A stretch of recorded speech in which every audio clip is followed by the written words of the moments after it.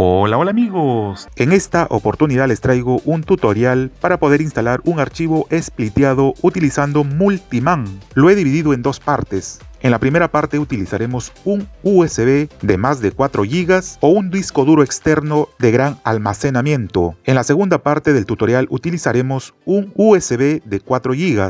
Así que empecemos el tutorial. En pantalla pueden ver que en el disco duro externo he creado una carpeta pkg1 con todos los archivos spliteados y hay que verificar que el nombre debe ser el mismo para todos, de lo contrario no se unirán, solo se diferencia en el .pkg, .666, .pkg 66601 y así sucesivamente, pero el nombre antes del punto debe ser igual. Ahí vemos que el nombre es 1 raya parte 1. Ahora copiamos la carpeta y la pegamos en pacajes, esperamos que se copie la carpeta y luego verificamos que los archivos spliteados se han unido en un solo pkg de más de 4 GB. Presionamos doble X sobre el archivo y ya podemos salir para dirigirnos a administrador de archivos pkg e instalarlo. Ahora en la segunda parte del tutorial utilizaremos un USB de 4 GB para instalar archivos spliteados de más de 4 GB. Para eso primero crearemos una carpeta nueva dentro de Multiman.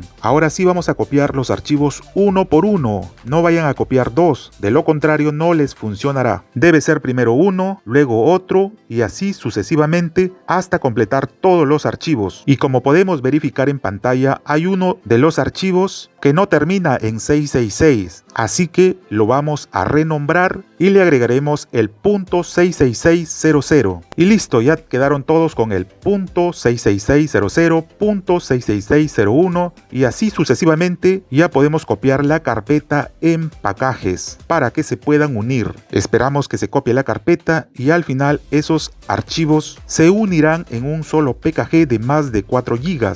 Presionamos doble X y lo instalamos desde el administrador de archivos pkg. Bueno amigos, eso sería todo lo relacionado a este tutorial. Así que no se olviden de apoyarme suscribiéndose al canal, dejando un comentario, like y compartiendo. Muchas gracias, hasta luego.